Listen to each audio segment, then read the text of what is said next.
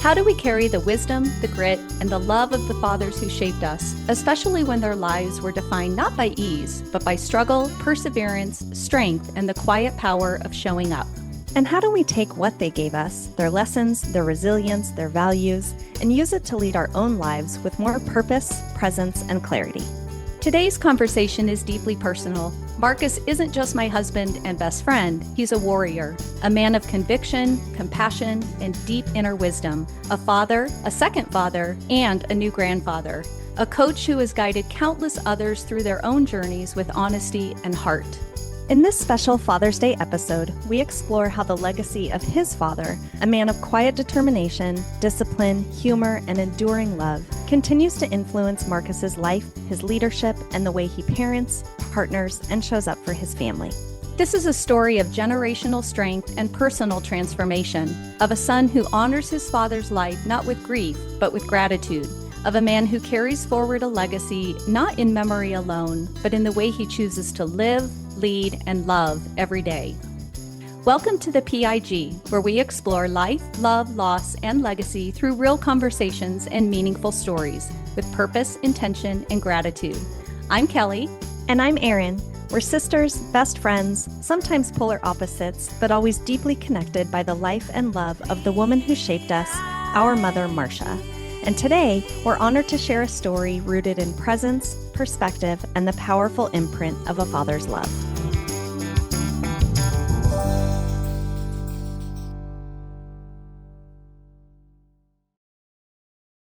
Marcus, I've been looking forward to this conversation for quite some time. And when you first shared the story of your father's final day back in episode 3 of the PIG, it wasn't just a memory, it was a moment of truth that changed your life.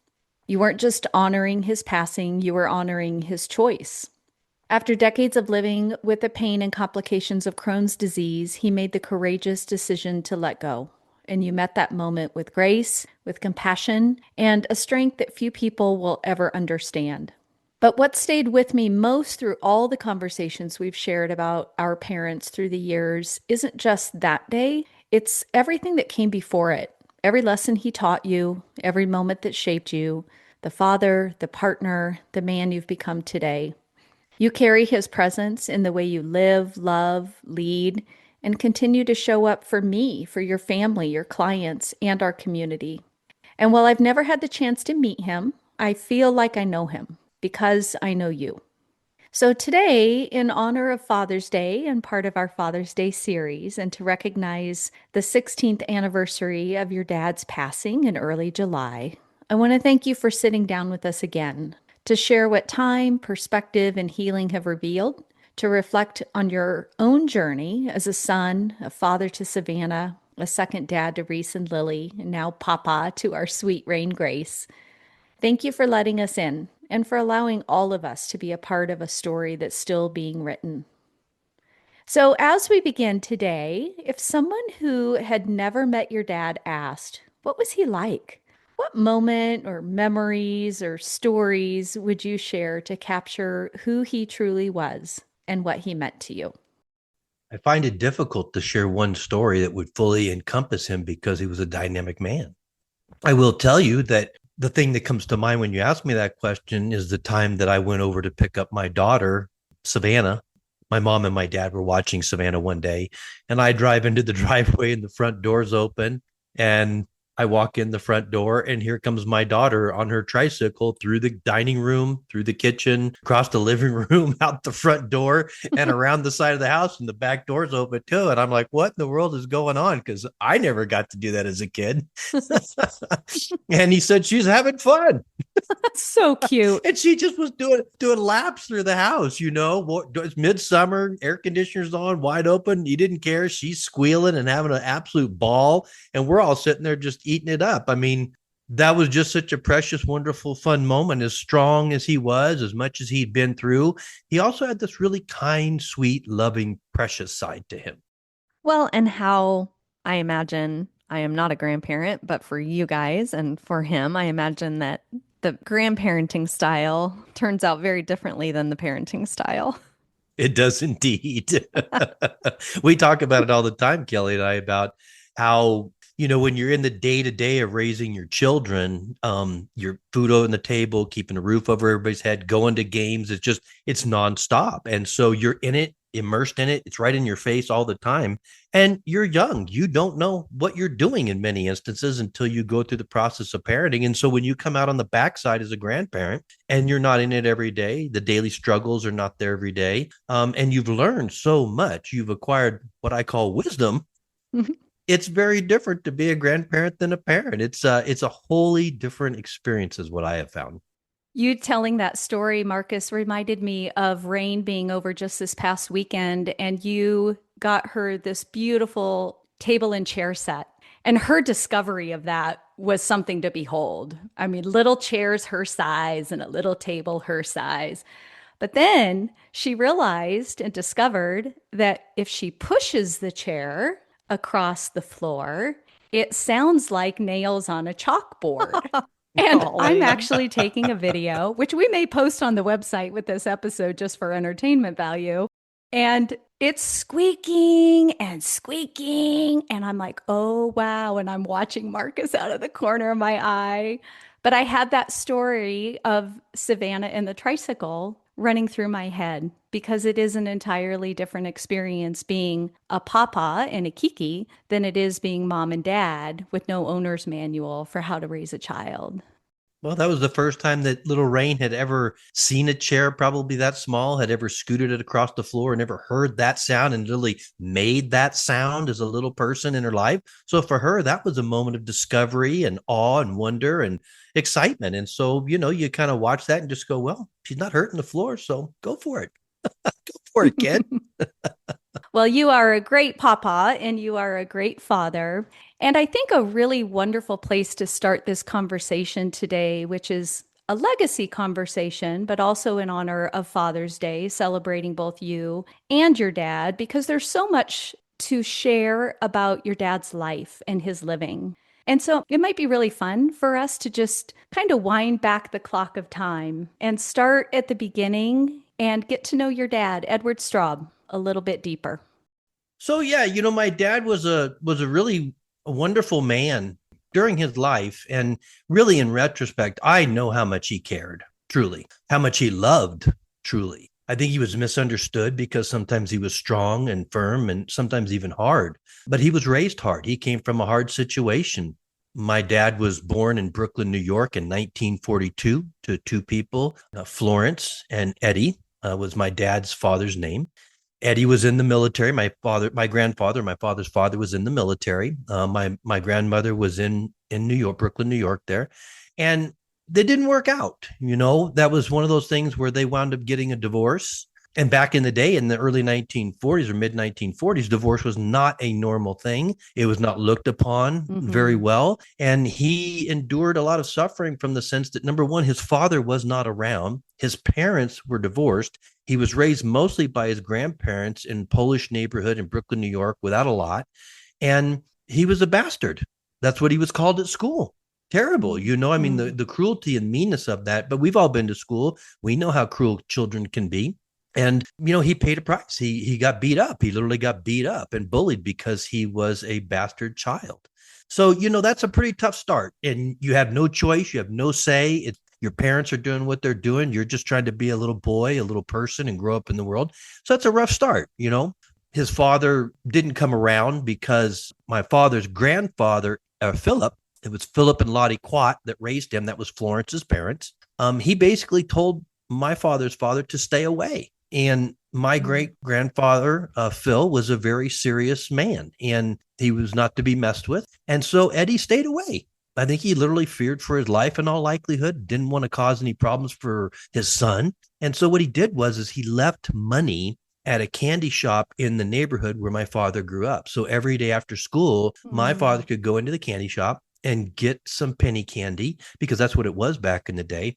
And I think it was his way of giving his son a little sweetness, a little fun in his day, in his life, without actually being able to be there. So, that's kind of rough. And then eventually what happened is my grandma Flo met a man named Al Williams, who was a successful man in finance, if I remember correctly. And she wound up moving in with him. And so he was raised in large part by Phil and Lottie. He did go to live with Al and my grandmother Flo at one point in his I think it was teenage years, early teenage years. And they'd send him away all summer to summer camp. So he learned how to ride horses and shoot bows and arrows and kayak and things like that. And that's what his fun was for the summer. But I think my father never truly felt loved by Al Williams, never really cared for him.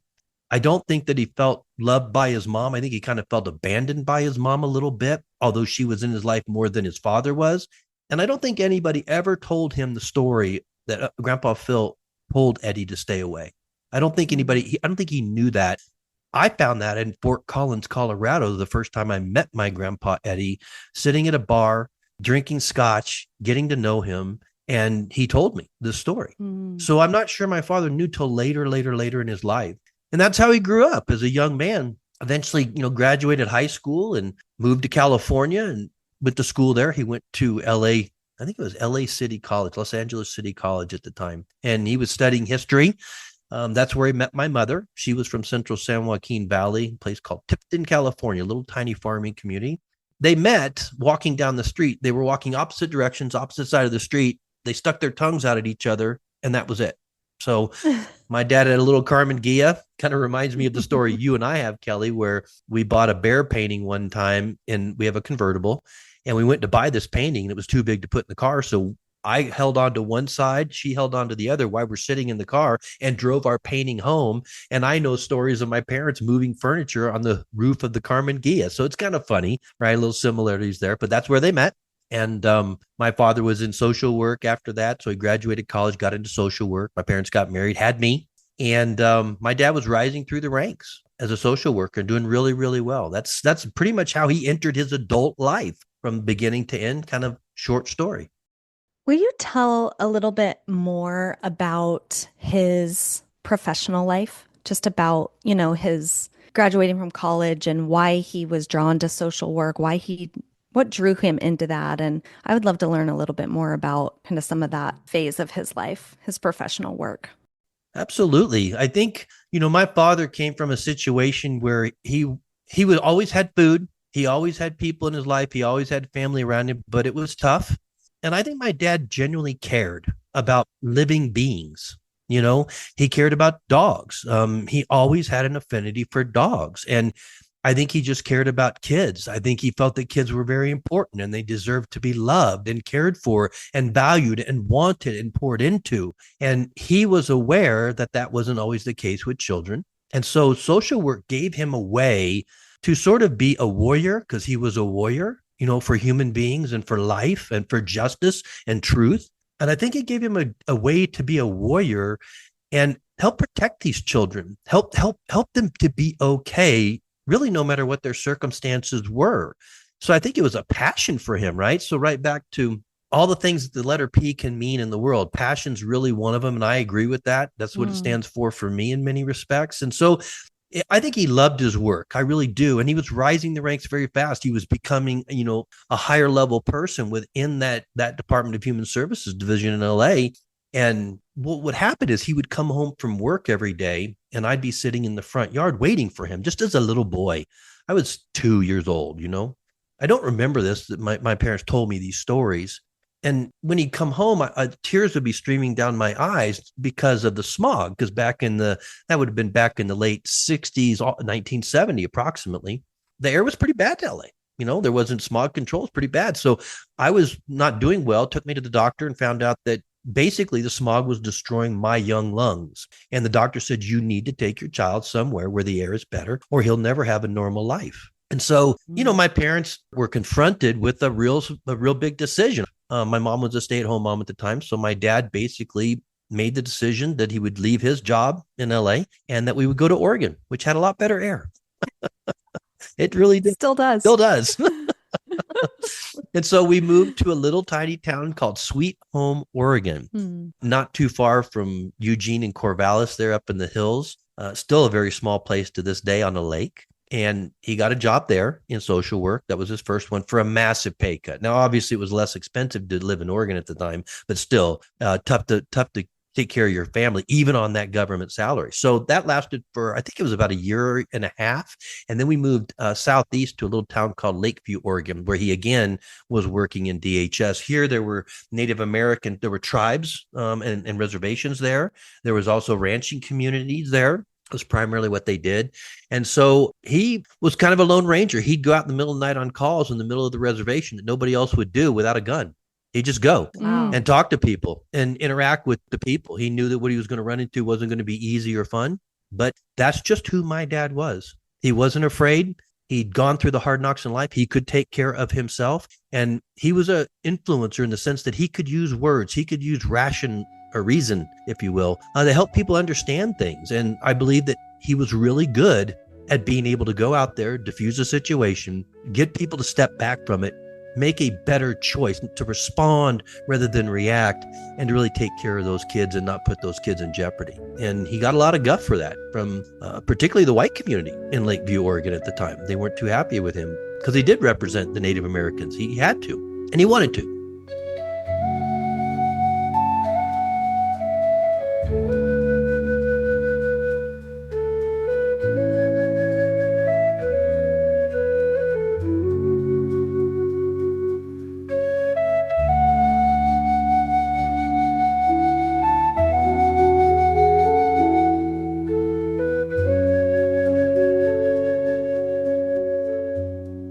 So from there, we moved to Roseburg, Oregon. So Roseburg, Oregon is a little town, central Oregon, along the Umpqua River, North Umpqua River. And he was, again, in DHS, and he was moving up through that again. So he was rising in the ranks. And because of his reputation, all he had learned, who he was, he got the hardest cases that anybody could possibly get. Little boy that was locked in the closet, not fed, burned with cigarettes on his genitals. I mean, on and on and on. These terrible, terrible things, things that you can't unsee. You can't unsee those pictures, right? And so he did that, and eventually it took a toll. It just flat took a toll. And I think he just realized he wanted to keep doing it, but he couldn't do it anymore. And so what he did is he started going to night school at the community college there in Roseburg. I believe it was Umpqua Community College, right on the North Umpqua River in town, still exists to this day. And he would do night school to learn real estate because he wanted to somehow, some way invest in real estate, work with real estate, build a career, build a business. And that's what he did. So he got through school and he quit his job. We sold our house in Roseburg, Oregon, took the money, went north to a little community outside of Portland, Oregon called Lake Grove. Not far outside of Lake Oswego. Many people probably know that place. And he started his real estate business. He wasn't working. He was looking at the newspaper every day to buy property, whether it be land or houses to flip. I remember going with him one day. He took me out. He bought a piece of property and he was going to subdivide it. So he took me out there with a can of spray paint, 100-foot tape, measuring tape, and we parked his truck, his two-tone blue Ford 1979 truck that he bought. I was with him that day. And we sat there, we measured out 3 lots out of this one lot that he subdivided, did the paperwork, sold the property, made money, and he was off and running. And so suddenly what he did, his pivot, his change in life, what he had to do to survive, to be happy, to provide for his family, started to take shape and started to take hold. We flipped a couple houses too. And that was the time in which we got to move from Lake Grove to a place called Tigard, Oregon, not far away, still a suburb of Portland. And we bought a brand new 2,400 square foot home, not far from the school. Very nice home in the day. $89,000, if you can imagine. Brand new, glass solarium, 2-story, 4-bedroom, 3-bath. It was just really something. And so life was getting good. We could get painter pants and Nike tennis shoes and, go to the skating rink and go skating, be dropped off and be picked up at 10 o'clock at night with our friends. And we could just start to have a little bit easier life because money was more readily available. He was really, I think it was fun. He was really feeling good and really relaxed and really happy and proud of himself, and rightly so, and proud of his family because we all chipped in to help. And yeah, it was just really, really great to see my father blossom professionally, quite honestly. That's really incredible. Was it difficult for you and your sister? Because you did move around a little bit. Mm-hmm. How was that for you?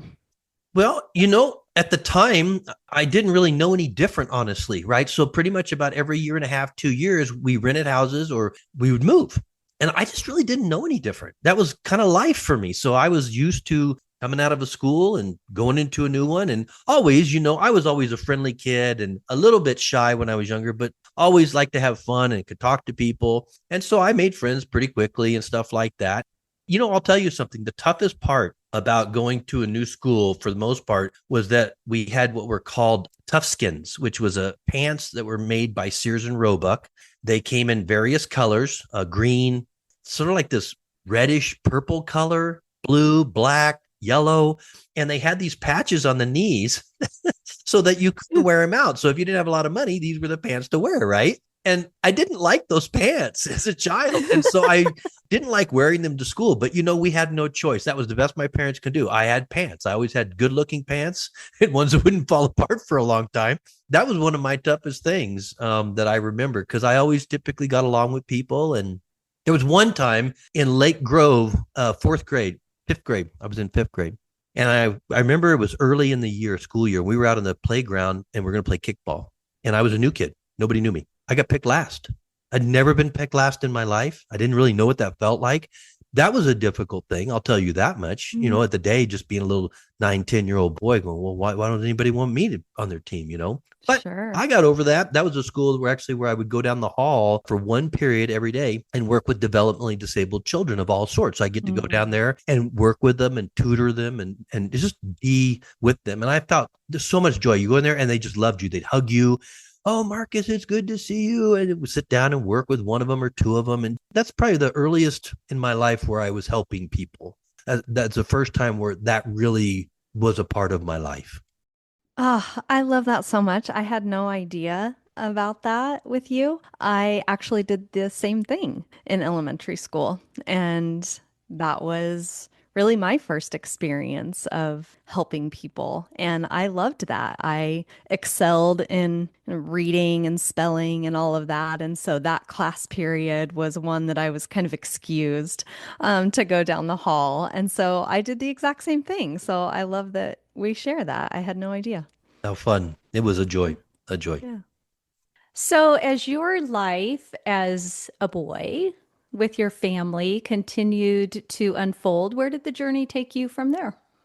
Let's see. So Tigard, Oregon, that was the place we lived the longest. I went to an elementary school for sixth grade, and then we had what was called junior high. I went to Fowler Junior High, seventh, eighth, and ninth grade. So that was 4 years in one place. That was some place that for the first time in my life, we'd ever really put down roots. I had a couple of really good best friends, Mike and Gary, that were just important people in my life, So anyways, eighth grade, I believe it was eighth grade, my father invited his mother, Flo, out to live with us.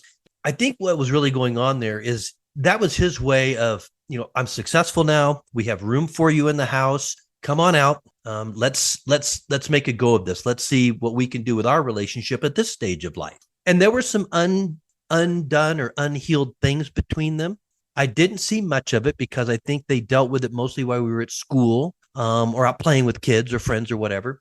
But there were some undone things there. And I think dealing with those things stirred up a lot of emotions for my father. And we understand, Kelly and I, maybe even you, Aaron, through the work that we do with different health practitioners, that a lot of painful emotions can live in the stomach, right? Mm-hmm. In the stomach area. And my father developed Crohn's, acute Crohn's, while she was out living with us. He eventually told her to leave. That's how I knew it was bad. That's how I knew that what had gone on, what they talked about, what came up, maybe her answers, how he interpreted them, whatever the case may be. He got sick and he asked her to leave. He said, "You need to leave." And she did.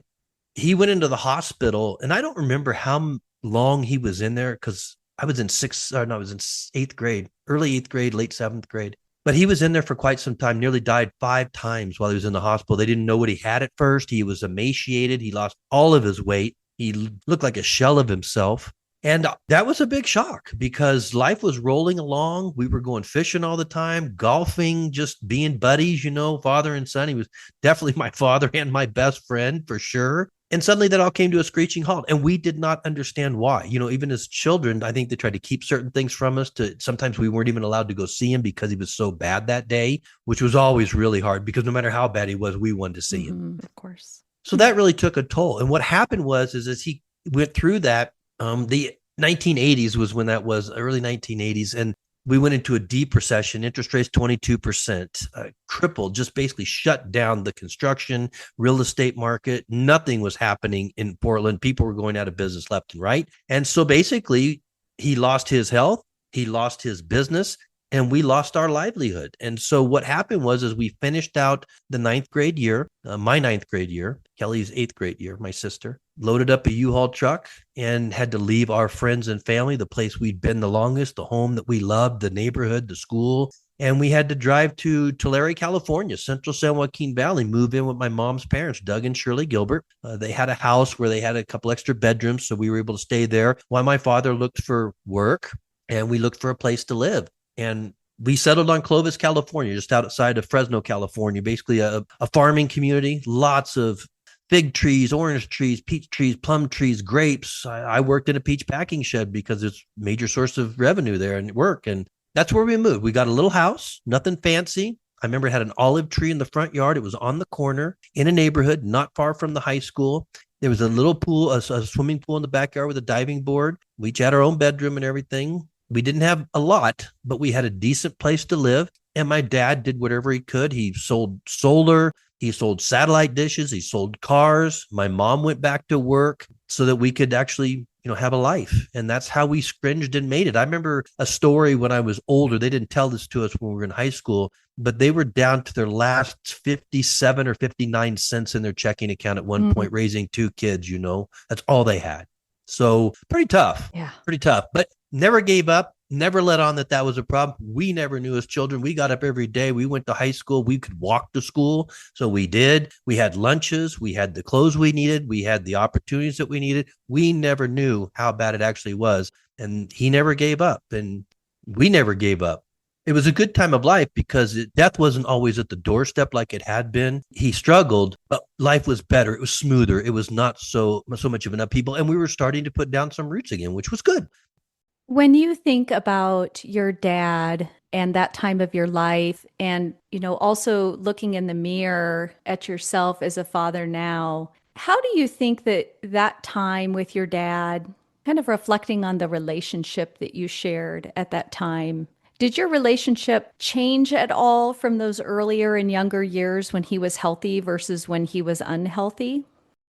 Yes, I think they did. Two reasons. Number one, when he lost his health, we weren't able to do the same things. We weren't able to go golfing together anymore. He couldn't do that. And he tried to take me fishing, but it was very difficult on him. We did go some, but not as much as we used to. So there were things in there that were just different because we could not do the same things together. So it became more intellectual. It became more conversational, more psychological, where we could talk about deep things. My father was a person in my life that I could have immensely deep conversations with. We could explore wonderful things together that meant something, that weren't just surface talk. It was real, that I could learn from and that he could share with me. And I think he even learned some things from me, along the way, especially as I got a little older. And then the other reason I think our relationship changed, honestly, is because I was becoming a teenager. I was a good kid until my senior year. And then I kind of, started acting up a little bit. What I realize now is that there was some anger, some disappointment, some loss, some frustration inside of me that I really didn't know how to deal with it or what to do with it, but it started to surface. And so that changed our relationship too. Me just being a teenager and doing teenager things, spending more time with friends and also having to start to deal with my deep-seated feelings and thoughts about what had happened. How did his Crohn's disease affect your whole family and your whole family's life, if at all? Because it became not an acute disease that he was first diagnosed with, but it became a chronic condition that he battled courageously, faced his whole entire life until his passing. True. That's what it was. It was chronic and not nearly as acute. He went through different trials because back in those days, they didn't really understand Crohn's. They didn't know what to do with it, how to treat it. It was kind of something they just didn't understand. So he tried things like mercaptopurin, thalidomide. Thalidomide was a drug that caused flipper babies back in the day, which, they stopped letting people take that because of what it was doing, deforming children. But for Crohn's, it actually turned out to be something that worked.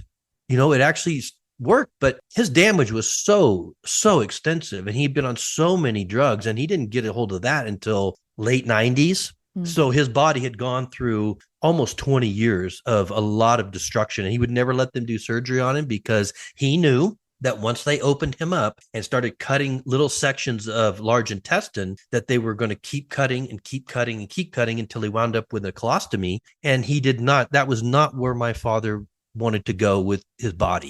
He didn't want to do that. And I respect that. It's not anything I'd want to do either. And so he wouldn't let him cut. And so he had lived with a lot of scar tissue. All of that being said, it affected all of us. It changed our life. My mother had to go back to work. She was a stay-at-home mom who was there with breakfast every morning and after school treat and how was your day and things like that. And she had to go back to work. So that changed her life. My sister, she was also impacted because she was enjoying the life we were living in Oregon, and suddenly I got taken away, and her friends that she had built up there too. So for many reasons, all of us were impacted.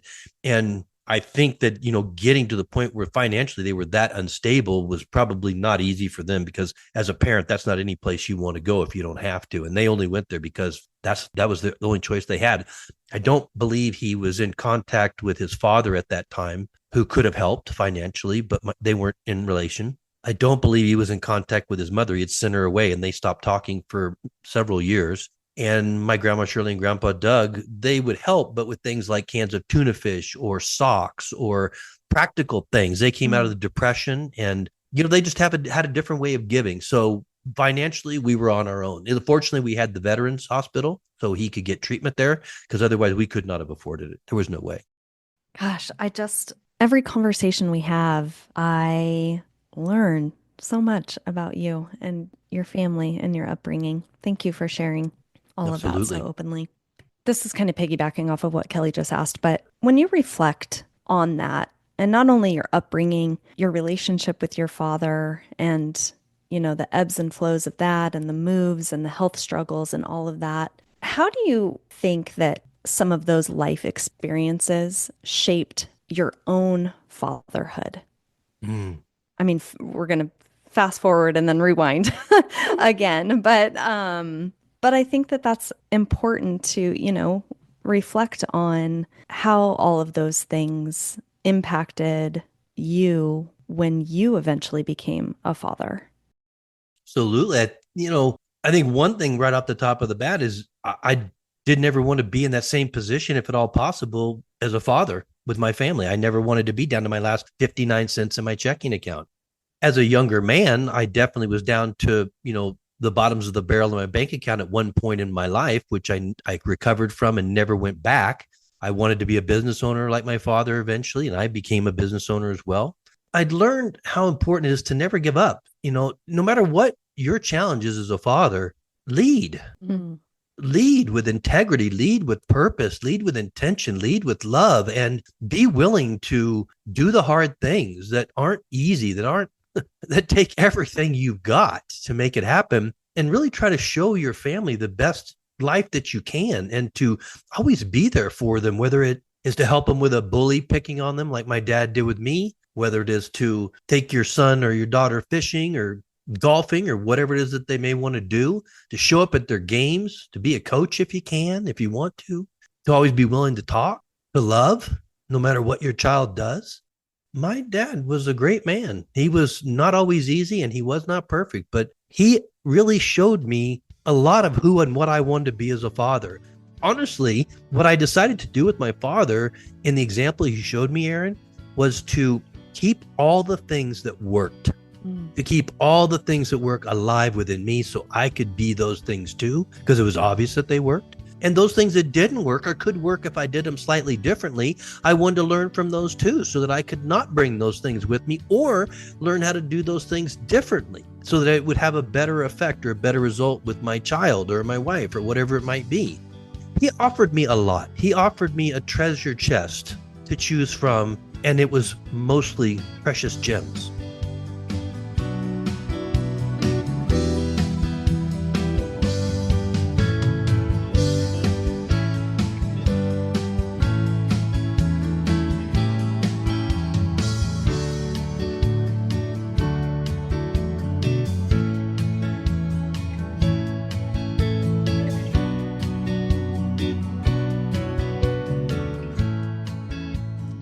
When you look back at those lessons that you were gifted with from your father, are there some specific moments or memories that stand out to you?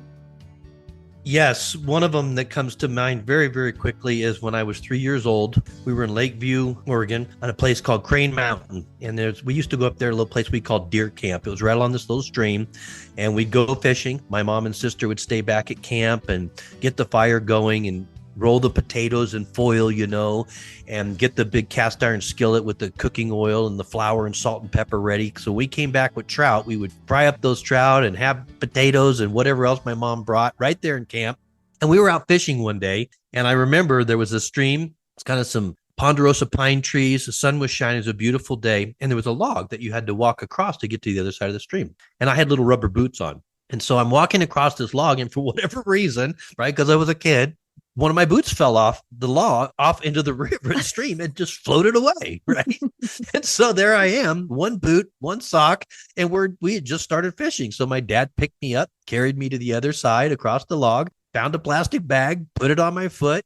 I don't remember what he tied it on with, probably a rubber band or something, and we kept fishing. So, never let little things get in your way, right? There's a lesson right there. Never let little things get in your way.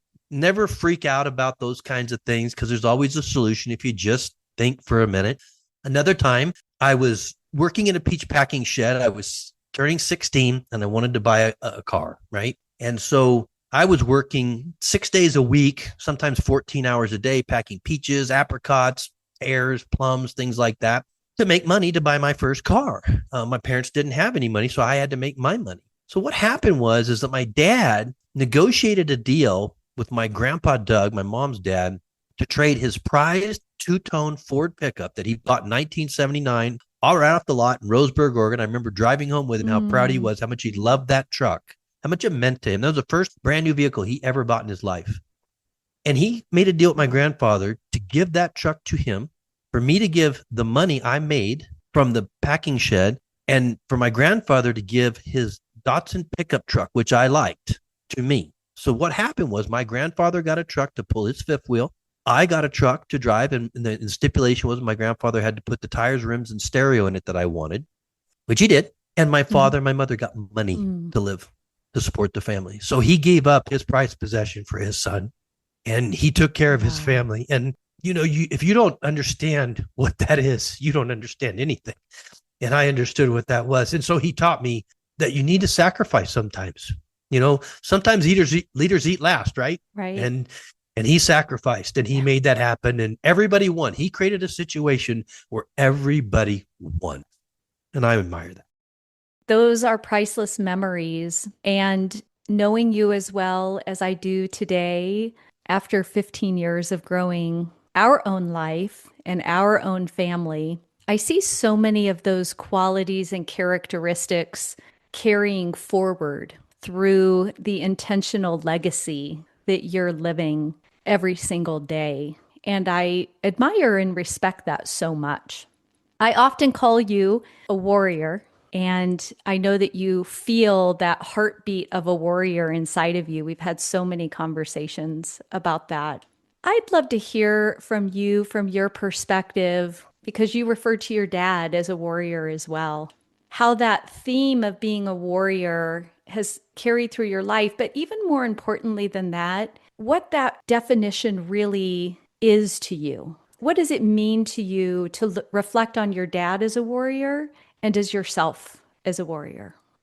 Well, to me, a warrior doesn't always represent somebody that goes to war, right? Yes. A warrior can be a very soft, gentle, kind, loving, tender, gracious human being. You have to know when to be powerful and strong and hard, and also when to be the exact opposite. That's one of the things I believe makes a great warrior. And there are different kinds of warriors. There's physical warriors, there's intellectual warriors, there's spiritual warriors, Mm-hmm. And as we age, your physicality goes away. So if you were once a physical warrior, you become more of an intellectual warrior. That's what you can do with your mind. And as you season and age, like I'm going through right now, I'm becoming more of a spiritual warrior, with what you learn on that side of life. So a warrior can be many, many things. But most of all, a warrior is a leader. A warrior is a lover. A warrior is a protector. Mm-hmm. A warrior is somebody who sets the tone for certain things and how they need to go so that they work out well. A warrior looks out for others, not just themselves. Mm-hmm. They try to give and help wherever they possibly can. They're servant leaders, is what they really, really are, in my opinion. And he was all of those things. And I got to live with that. I got to see that. I got to learn from that. I got to understand that. And frankly, I'll be honest with you. I think my father helped me to become a better warrior than I would have been if I had not had him. If I had to go it alone like he did, I think I'd have had many more struggles than I did, because he really helped pave the way. He was my father, my friend, and my example. That's really beautiful. It's so interesting to stop and think about how there are some characteristics, traits, things that we see in our parents or grandparents that sometimes cause us to go the opposite direction, right? We know what we don't want to be like, we know what we don't want to do. And it sounds like maybe your dad did so much of what he did because he grew up in a different environment. And so, he was this fierce advocate for children, working in social work and doing all of the things that he did, and was so present in your life because his dad was not. And so there's probably a lot of the things that he did and he became who he was because he wanted to provide you with a different experience than what he had growing up. And then there's things that we see and experience, same thing, traits, characteristics, behaviors, attitudes, whatever it is, that we want to emulate that. Like we want to adopt that in our own Mm-hmm. life for our own kids, for our own grandchildren.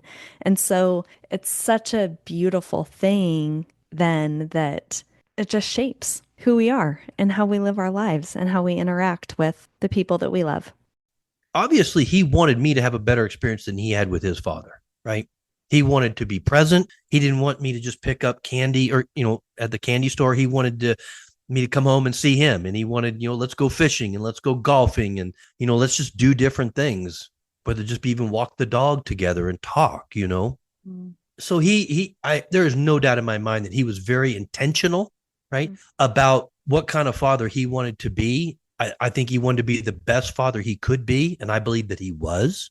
I believe that he was, because we all have areas where we can learn, grow, and do better. But none of us are given a handbook, and we have to learn this the first time as we're going through. And I respect and admire the job that he did. I do.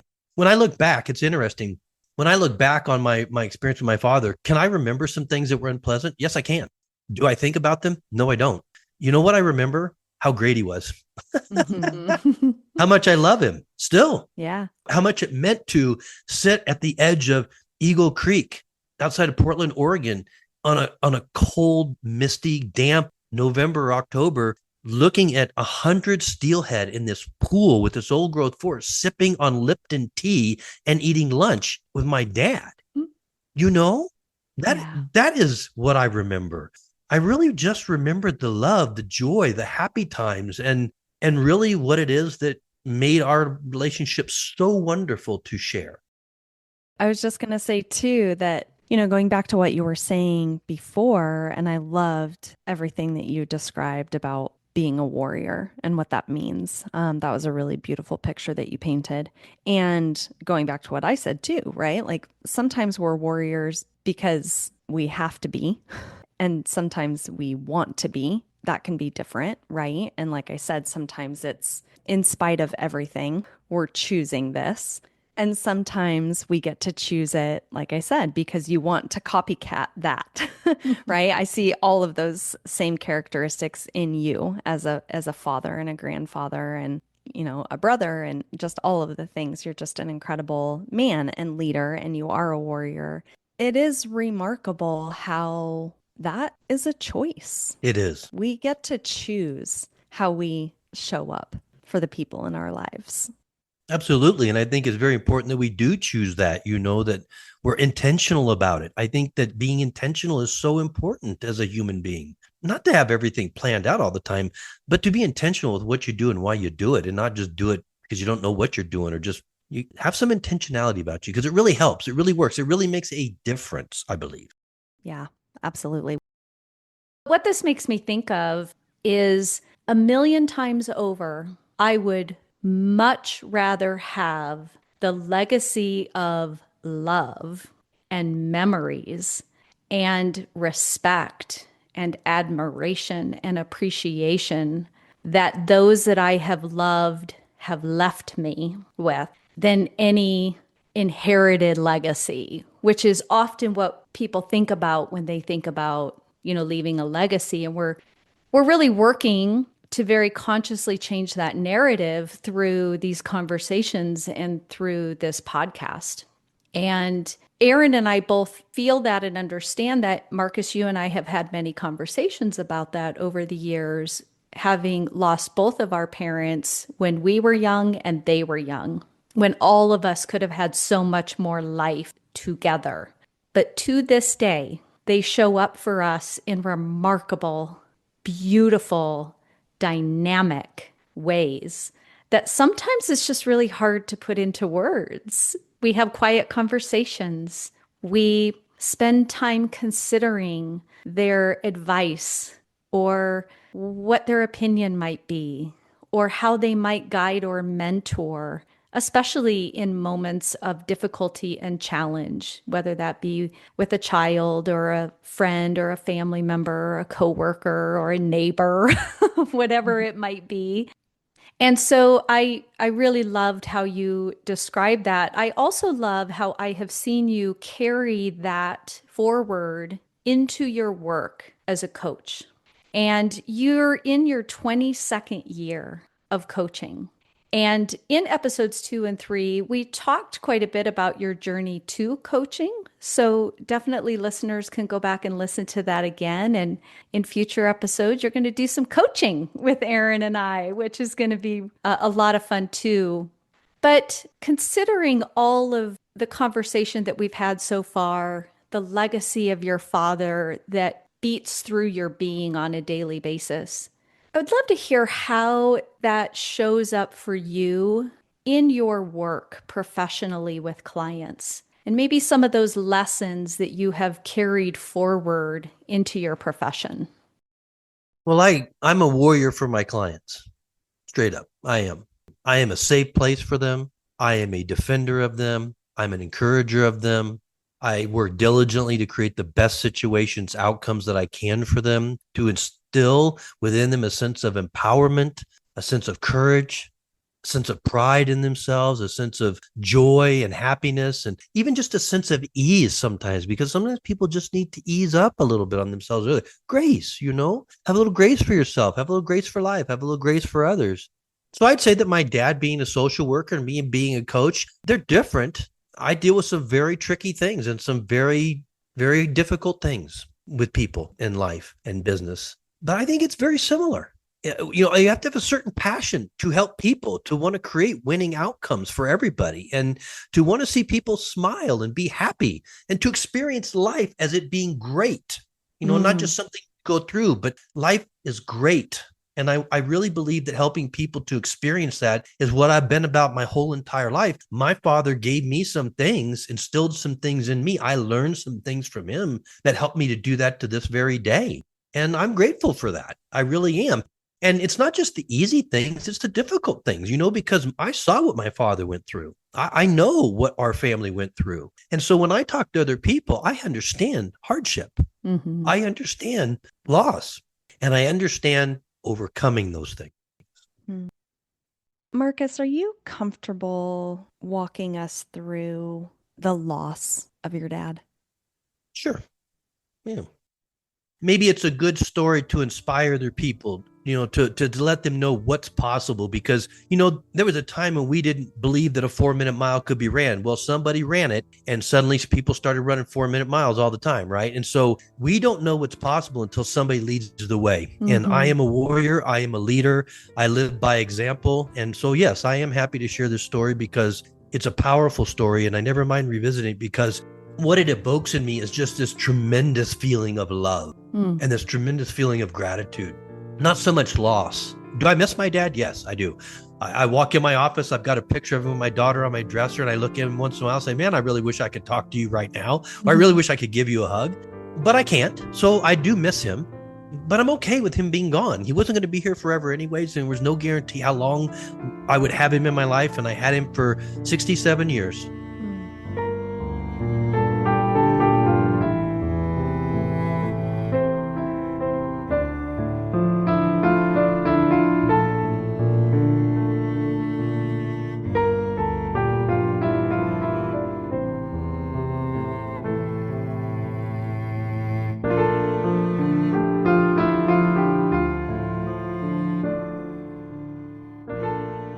So my father and my mother got divorced late in life. We were all adult kids. I don't remember the exact year, to be honest with you, but it seems like it was around 2000, 2008, 2009, they got divorced. My mother moved out. She was here in town for a brief stay, and then she moved to Fort Collins. And once she got to Fort Collins, there was no relationship even really with my father and my sister, and no relationship at all with my father and my mother. I think he missed her. I think he missed his daughter too. And so I became my father's caregiver the last years of his life. He took care of himself. He lived alone, but I went out there a lot and we had lunch together. We talked, we spent time. So anyways, he was getting to a point where his body was really failing. The years of everything that he had been on, all the ibuprofen, all the experimental drugs, all the painkillers, everything had taken a toll, and his body was basically just breaking down. And he was never a person who wanted to go into a nursing home. He did not want to live in a wheelchair. He didn't want to have a walker. He didn't want a colostomy bag. He didn't want any of those things. He felt that if that happened, his quality of life would be so low that what's the point? And we talked about this many times over the course of my life. These were not foreign conversations with me or foreign ideas. He always had let me know. And in fact, I feel very much the same way, honestly. So anyways, he got to a point where he just decided that it was time. There was nothing he could do to go somewhere and get a shot like you take your pet to the vet and they can gently and peacefully and wonderfully put your pet to sleep. That didn't exist at the time. So he didn't have that option. So one day I was going out there with some coffee. He liked Starbucks. I think it was 4 or 6 pumps of vanilla, sweet as all get out, right? Latte. And so I stopped and picked up one of my lattes for me, not quite so sweet, and his. And I went out to the house, and the front door was always open, so I could just walk right in. So I had access to help him in case he had fallen or whatever the case was. I walk in, and there he sat in his recliner, where he was oftentimes, and just kind of with his head over to the left-hand side, looked like he was sleeping, because I'd come over sometimes, and he would just be asleep. He didn't sleep well at night, so sometimes he'd sleep during the day, often. So I walk in, and I put the 2 cups of coffee down on the table. And when I turn around, what I saw was a giant hole in the left side of his head. And when I looked again, there was a 22 pistol in his lap. But he was alive. He was not dead. He was breathing. So I don't know how long it had been since he had done it. But what I did was I just gathered myself up with strength, which I got from him. Give me just a minute. Yeah.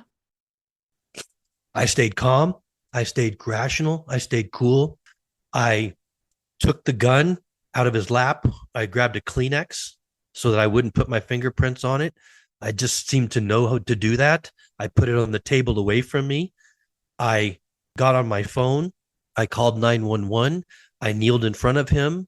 They instructed me. I had been a RAF guide, so I knew CPR and I knew first aid. So I grabbed his head and I maintained his airway. So I literally had one hand on both sides of his head, staring at him in the face, keeping his head upright, with his head resting back against the chair to maintain his airway as I talked to 911. And they sent paramedics, the sheriff's office, fire trucks, everybody out there. And I just was with him, just with him. I cannot tell you what I said to him. I don't remember, but I was just with him. And one of the hardest things of the day, believe it or not, I mean, seeing your dad with a hole in the side of his head is pretty hard. But one of the hardest things was when they came in and they had to pull me away from him so that they could do what they were supposed to do, which was get him out of the chair, lay him down on the gurney, and get him to the hospital. That was really hard. And so they pulled me away, and the sheriff's department started talking to me while they got him dressed up and everything on the gurney and got him ready to go out. They took him to the hospital, and I could hear him in pain, being on the gurney. His body had His back was bad, so he had pain, and I could hear him moaning and groaning from the pain of how they were moving him, which was hard too. Yeah. And they sat there and talked to me for quite some time, trying to figure out what actually happened. It was obvious to them that my father was trying to commit suicide, and I found him and did what I did. And so everything was fine. About an hour and a half, 2 hours later, I got to go to the hospital. When I got there and got to his room, because they had laid him down, his head had swollen. So he had a big wrap around his head, gauze wrap, and his head had swollen because the fluid had gone to his head a bit. And they'd intubated him, which he did not want to be intubated. So it was hard to see him that way. First thing I did is I talked to the doctors about what the situation was, and I had a pretty good idea he was not going to make it. They confirmed that basically all that was alive was his brainstem. So I instructed them to take out the intubation, and they did. And I stayed with my dad. He went through the death rows, which is where when you are dying, when your brainstem is giving up, there's changes in how you breathe. There's convulsions with the body. There's different things that go on in this moment. It's not easy to watch. And it didn't last long. It wasn't too terrible. I took him off life support, which is what he wanted. And I literally held his left hand in my right hand, and I had my left hand on his heart, and I felt his last heartbeat. And he was gone. My dad and my best friend was gone. Again, it's just so much love. I just love that man. So anyways, they let me stay with him for a little while. And I went home. I was exhausted, as you might imagine. Got a shower, got some food, went to sleep. Next day was a day where I had to go down to the sheriff's department. I had to do certain things. So I didn't work that day. The next day after that, second day after I worked, I just really felt like I was okay. I was strong enough and good enough, and I just needed to get back to work with my people. And so I did. And I went that morning to a place called Trader's Coffee right across from St. Mary's. I mean, I literally could see the building where he was a couple of days before, the window of his room. Got my cup of coffee, went outside, got in my truck, it was a Ford Ranger, turned on the radio, and one of his favorite songs came on. And in that moment, literally, I stopped grieving. I stopped feeling loss. And what I started feeling was gratitude and joy and love. And I started smiling. I was happy. I felt really good. And I never looked back. I just chose to focus on the gratitude I have, the love, the memories, the good times that we had. And that's what I've chosen to live my life with ever since. So I reflect on him. I talk to him once in a while. I remember him. Even before this show, I was resting, just kind of laying down and closing my eyes, resting for a minute. And I said to him, hey, why don't you come on in and sit with me while I do the show? I love that. He may be with us right now. I have no doubt. Every time you share that story, and I've probably heard it more times than most people ever have in our quiet moments, what I feel is this incredible amount of bravery, courageousness, resilience, but also a very deep commitment to the value of life and what that really means. And again, I think that continues to show up through the living of your life every day, which mostly includes your family and your clients. So I have no doubt that your pop is with us now, but also that he continues to show up and provide you with extraordinary strength in both of those areas of your life where you lead very passionately and very intentionally, the words that we were just talking about earlier, and very gratefully. So thank you for your vulnerability and your transparency and your honesty with not just what that experience was like for you in the moment, but how you've carried that forward into everything else that you touch. My pleasure. Thanks for asking me to share it. It's an important experience in my life. I think it helped to shape me, honestly. I think that nobody wants to go through that. Is that fair? I mean, nobody really wants to do that. Okay, but I did. And I'm glad I was the only one there. Nobody else needed to be there. Nobody else needed to see that. Nobody else needed to make those decisions. But I'll tell you something. It's in those moments where you find out what you're made of. And I knew coming out of that 2 days later, and ever since these years, I know what I am made of. And a good example of that would be And how he shows up still to this day. Our daughter Savannah was in a head-on collision in 2018. And as she was sitting in the car before the paramedics and the fire department got there to cut her out of that car, which she had no business living through, she saw an eagle. Mm-hmm. That's my dad. Mm-hmm. He shows up a lot, but she saw him and she knew what it was. First, she said, "I thought it was you, Dad." Wow, that's pretty cool, right? But it was my dad. And so she was over on the Front Range of Colorado. We were over here in Western Colorado. It's probably about 5-hour drive straight through. We got the call. I stayed calm. You helped me get packed. Mm-hmm. I drove across the mountain. I didn't speed. I stayed calm because I needed to get there. I needed to help my daughter. And I walked into the hospital room for the very first time. She had a Lefort fracture. So she had 9 fractures in her face, broken left femur, pretty rough shape. And I show up the hotel or the hospital room, and I'm standing at the foot of the bed. She was asleep. My mom and my sister on one side of the bed. Jenny, Savannah's mother, and my brother-in-law, Tony, was on the other side of the bed. And I looked at them. I looked at my daughter. I stood up tall, and I knew that this was going to be a long, difficult journey. But I said to myself, "You're the man for the job." Mm-hmm. And I got to work. Yeah. My job was to get my daughter back, to give her every semblance of a normal life I could. And I knew I was the man for the job. That's my dad in me. Thank you. Your dad was lucky to have you for a son and you to have him as a dad. Your daughter is very lucky to have you as her father, a warrior, for her safety, her security, her protection, her future.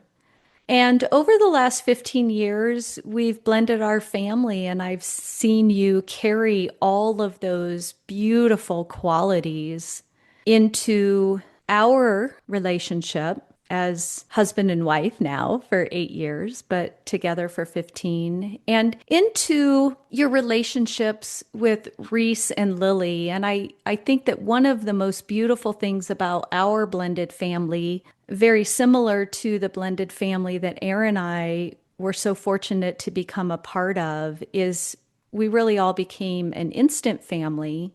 That doesn't mean it's easy and doesn't come without its challenges and difficulties and complexities. But you picked up that torch, not just for me and with me, but with enthusiasm and excitement and an openness. And we've all learned and grown together. And I'd love to hear from you what kind of stepping into that role and what our family has become, and how being not just a father, but a second father, and also how that's showing up with our granddaughter now with Rain. Well, I never wanted to be Reese and Lily's dad because they have a dad. I didn't want to replace their father. I just wanted to be the best person I could be in their life. I wanted to be somebody they could talk to, somebody they could trust, somebody that they knew loved their mother. Right? I wanted them to know and to witness a healthy relationship between the two of us, just like I wanted Savannah to witness a healthy relationship, because what you show your kids matters, right? What you show them matters. And I'd come out of a relationship that wasn't successful, and you did too. And so I really wanted to make sure, again, I was intentional. I just didn't walk into this bubble-headed and just whatever. I really wanted to have an impact and be the best person I could be for all 3 of our children, and the best husband I could be for you. Something I learned from my father, obviously, right? I mean, it's not easy blending a family necessarily. There are many challenges that come with that. You guys had a lot easier job than we did, but there's some challenges. Mm-hmm. But I wasn't going to give up. I wasn't going to fail. Mm-hmm. I wasn't going to just throw in the towel, and I was not going to do anything other than the best that I had within me, which I wasn't perfect. I made mistakes. I've apologized where I need to because I own my actions, but I've loved.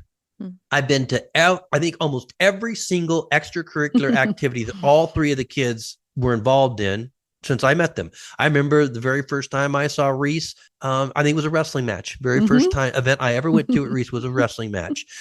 All of Savannah's games, you were with me, right? Whether it was lacrosse or gymnastics or soccer or whatever it was, right? And Lily, everything that she did, I remember the band concerts were the funnest thing with the kids, because in middle school, they're not very good, but they're your kids and you love them and it's amazing, right? And to see them grow and get better over time, so much fun, so much fun.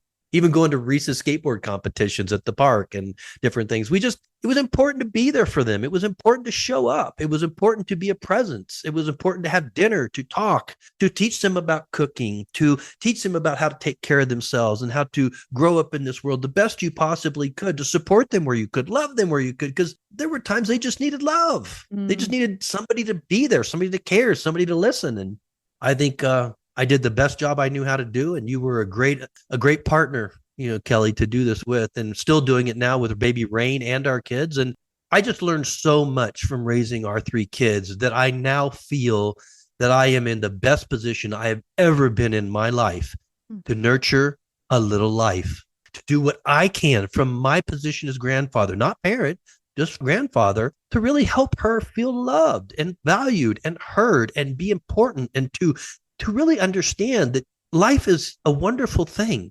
And it's also a challenging thing, but together we can get through it, and that family matters. Without you meet people who don't have family, they're in rough shape. Mm-hmm. They're in rough shape. So I was always raised that family is number one. And I believe that with every single fiber of my being to this very day. And that is not open for compromise with me. One of the things that we talk about a lot and we share with people, I know we've shared with friends and family members, and you've shared with your clients, that the level of patience and presence we have as grandparents is really beautiful. And it's not just beautiful for Rain. It is beautiful for us because it absolutely changes the dynamic of the experience when you put down your phone. The television isn't on, there's no computers, and it's time for play. It's time for learning. It's time for eating or sticking marshmallows on somebody's little tiny face. And literally, that patience and that presence has allowed us to experience moments that I don't necessarily recall having as a parent. Those moments that, and I was a good mom. It's not that, you're not a good parent, but you're so young and you're figuring it out as you go. And this is the real sweet opportunity time to be a meaningful and impactful part of a child's life. And it's been especially poignant for me because as we have navigated this new role over the last 20 months tomorrow, I have found myself reflecting on my own relationship with my grandparents and thinking back to the role that they played in my life, in our lives. Aaron, especially our grandma and grandpa Gobo, who lived right here and played a very, very instrumental part in raising the 2 of us during the time between a divorce and our blended family, when we didn't really have that kind of love and connection from a nuclear family or an individual parent. And I thought, gosh, Grandma Millie was 54 when I was born, and or 53, turning 54. And I was 53, turning 54 when Rain was born. And what really came to me was just this now very empathetic awareness and understanding of how much she actually loved me when I came into this world, and why we spent so much time together across my lifetime until she died at 101. And the level of gratitude and appreciation that I have for that grandparent relationship has just skyrocketed. It's been a beautiful perspective to gain. It's one of the sweeter ones, I think. When we were kids, we'd go visit my grandparents in in California for the summer for about a month. And my grandpa would take us to have lunch with my grandma Shirley. She worked in Visalia. She was a mental health worker, helping people with mental health issues. And she would walk us through every office. These are my grandkids. This is Marcus and Kelly. They've come to visit me for the summer. And we'd be like, can we just go to McDonald's? Right? Because that's where we went for lunch. And it was kind of a little bit embarrassing, or whatever. But she showed us off like nobody's business. And I understand why today. Yep. I understand why today. And I look back on that and I just think how wonderful, right? How wonderful that she did that. She loved us immensely, just like Millie loved you guys immensely, right? And it just feels so good. And it's such a one to be with your grandchild, I think is nurturing. I think it actually feeds you if you're willing to be patient, be soft, be present, listen, learn, just be with them, just no distractions. What you get out of it is so amazing. It's incredible. And obviously what they get out of it is incredible. You basically are witnessing the becoming of a being. Mm-hmm. You're watching their brain work. Like Rain put on the sunglasses for the first time. She hasn't wanted to wear the sunglasses Kelly got her because they felt weird on her face. But last weekend, she put them on and she started looking around. Like, wow, this is cool. You could just see her mind working. She didn't want to take them off after that. She was like all into them. You show her one thing one time and she's got it that Yes. quick. How much she learns, how fast she learns. It is phenomenal to be a part of the becoming of a human being that happens to be your granddaughter. I am so grateful. I feel so privileged. And one of the greatest things I think that I've learned is how fast children grow up. When you're a parent, I don't think you truly realize how fast it's going to go from birth to graduation. I know I did not. No way. And the older you got, the faster it went. And now we know just how quickly that little baby is going to become a little girl, which she's very close to doing already. Then she's going to become this little elementary school kid doing all this stuff. And then a middle schooler playing sports and wanting to date and this and that and the other. Oh my gosh. So I think we understand. I know I certainly understand better than ever how fast they grow up. And so every moment, and we only get to see her maybe once or twice a week, how fast this goes and how precious this time is. I soak it up every single time. I love that. It's really fun for me on the outside looking in, watching the two of you take on this role. And it's beautiful. It's so beautiful. It is. Yeah, it's really fun. And you said something earlier when you were talking about your relationship with your dad and just the conversations that you used to have. And you made a reference to, maybe he even learned a couple things from me, right? Which I guarantee you he did. And now you're on the other side of that too, where even at 20 months old, Yes. I know that she is teaching the two of you so much about life, love, loss, legacy, all the things that we talk about, right? But she is, I just can really only imagine, seeing the world through her eyes, right? Getting a little glimpse of just, her fascination with flowers and the hose, water, and, like all of these things. Yeah. Bubbles, sunglasses, golf balls. Just Books. simple, but yeah, it's Yeah. really it's really fun. And so, yes, we all learned so much from our parents and grandparents, but to now be a parent and a grandparent and to realize that we actually also learn so much from our kids Yeah. and from our grandchildren. And that those moments matter, that moments matter.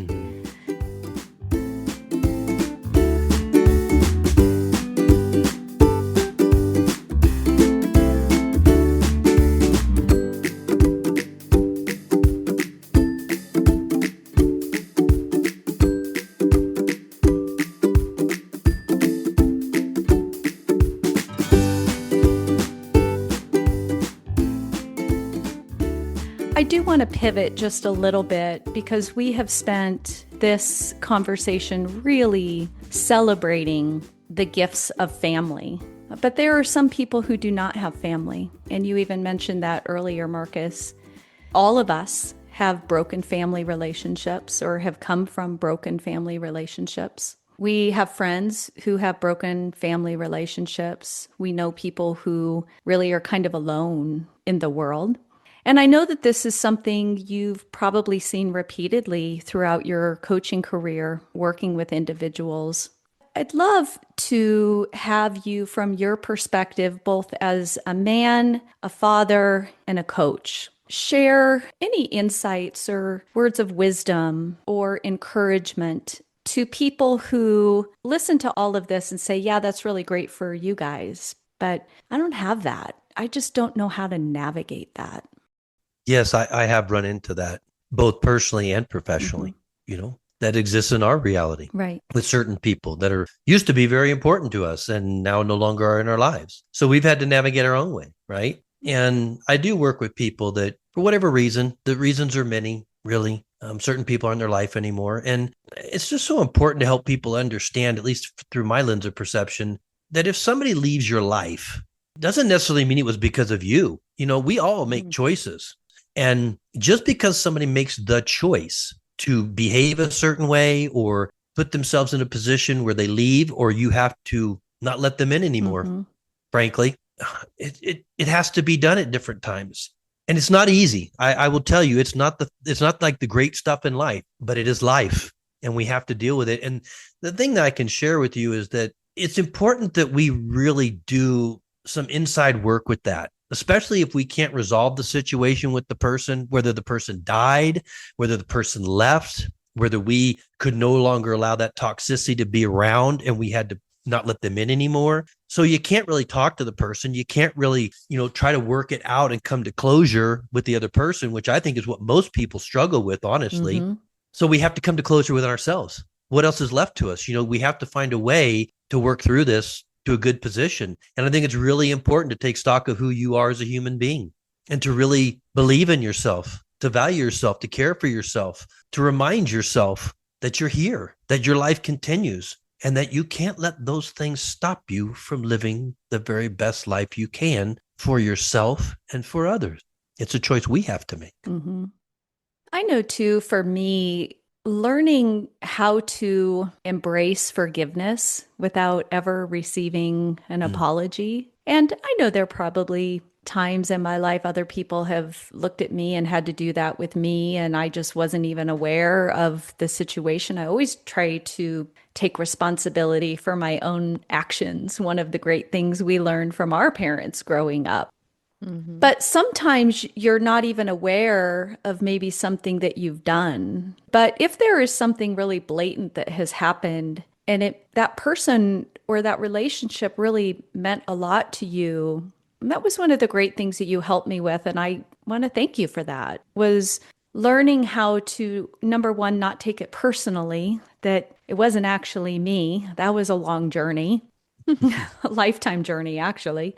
But also that forgiveness was going to help me heal. Forgiveness was going to pave a way to peace.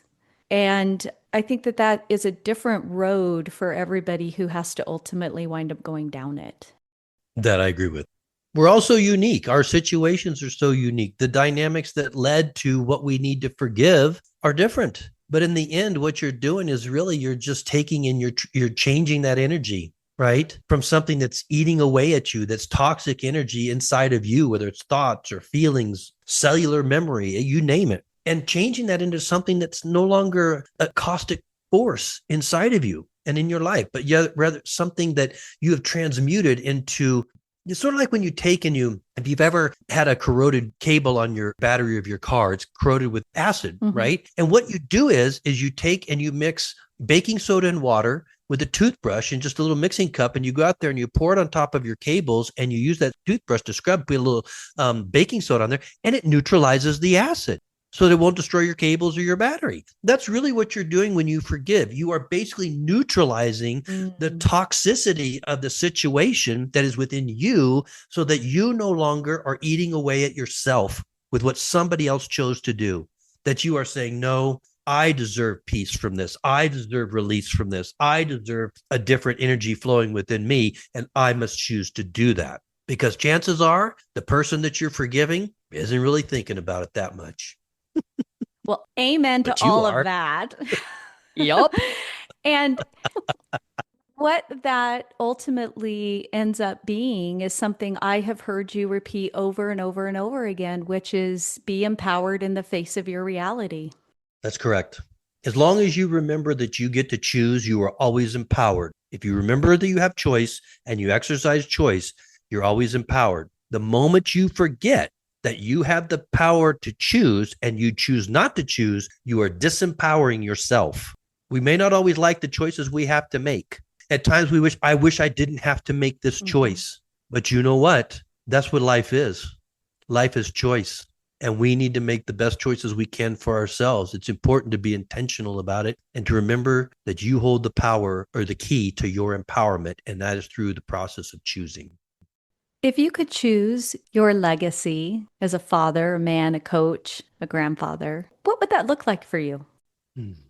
I just want to live in the hearts and minds of my family, in the beat of their heart, the thoughts in their mind, the feelings, the love, the memories. I want to be there. It's an interesting thing. Most of my clients have reported to me that even when we've stopped working together for years, it's as if I ride around on their shoulder and remind them what they call Marcusisms when they need them. So they get into a situation and something we talked about, some message, some little key quote or some little key idea comes to them in their moment of need. That's the legacy I'm looking for. I would like to be thought of as a man who was a good man, not perfect, good, who cared, who loved, who tried his hardest, who was there every day, never gave up, and would do just about anything he could to help you if you needed help. But in the end, he loved you. It's the legacy I'm looking for. It's the one I build every day. Well, I think that you're exactly right. I think that you are living that every day. And we talk here often about, and Kelly even mentioned it in the beginning of the podcast today, that legacy is not just what you leave behind, but it's how you live. That is your legacy, your living legacy. And you're doing an extraordinary job, but not just in your job. You're an extraordinary human being, and you have a profound impact on anybody who is blessed enough to cross your path. Thank you, Aaron. I appreciate that. Would it be okay if I shared a story of one of the greatest gifts my dad ever gave me? Yeah, yes, One of the things he passed on that I believe changed my life. I know it did. And I try to do the same thing with everybody I work with and everybody who's in my family. I do the same thing in a slightly different way. So he was in the VA hospital shortly before he passed away, pretty much wheelchair for the most part. And there was a time when he said, we're just sitting there talking, outside there was some like residential buildings outside the hospital where he was staying. And so we're just sitting there. I'd take him food every day and spend time with him because it was terrible. He was in there. You know what I mean? He didn't want to be there and I didn't want to be there. And so we're just talking. And that was one of those moments when he just looked at me, put his hand, I don't remember what, but he put his hand on my forearm and he got close and looked at me and he said, son, I have challenged you every single way I knew how because I knew that life was tough. I knew that it was hard. I knew you were going to have to go through challenges, but I challenged you every way I knew how. And you have surpassed everything that I threw at you in ways I never thought you even could. Mm. And the only one that's going to stop you is you. And the only one that's going to fool you is you. So what he did is he gave me a vote of confidence. He told me, I believe in you. You've made it and you have everything you need now.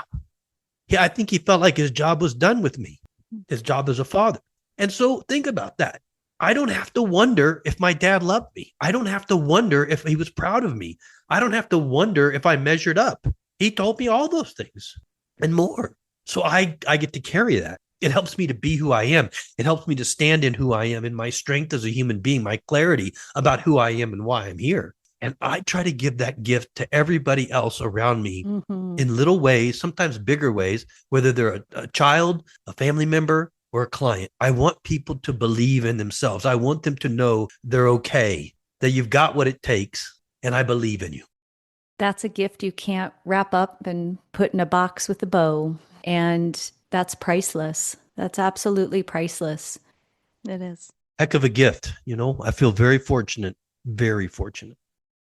So as we kind of wrap things up today, Marcus, man, we've covered a lot of territory and there's so many more places we could go, but reflecting on fatherhood, what gift would you like to give today to all the fathers and grandfathers or soon to be fathers of all types, all shapes, sizes, types? What would you share from your heart to theirs? Being a father is infinitely important.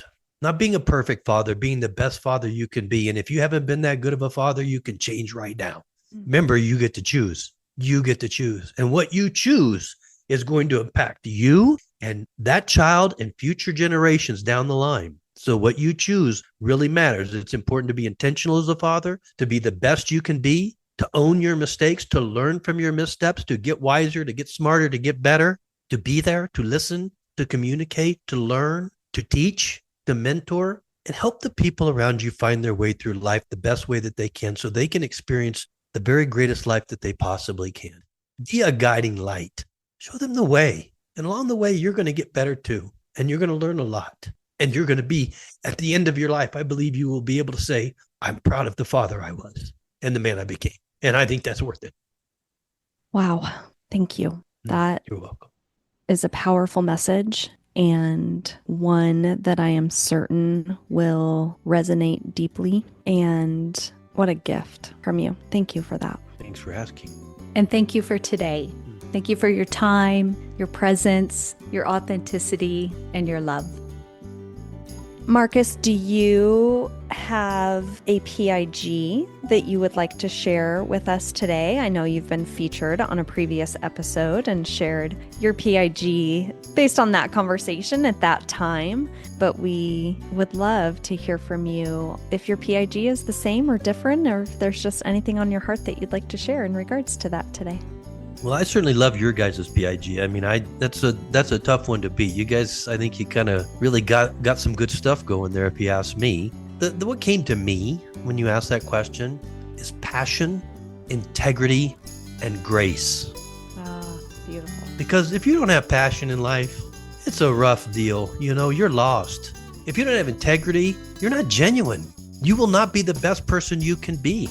And if you don't have grace, both for yourself and other people, then you're just merciless. And that's not the way to be. That's not the way to be. So I believe in passion, integrity, and grace. I love it. Thank you.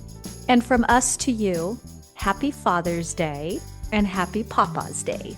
Thank you, ladies. I love you. I love you both too. It's been a joy. Thank you.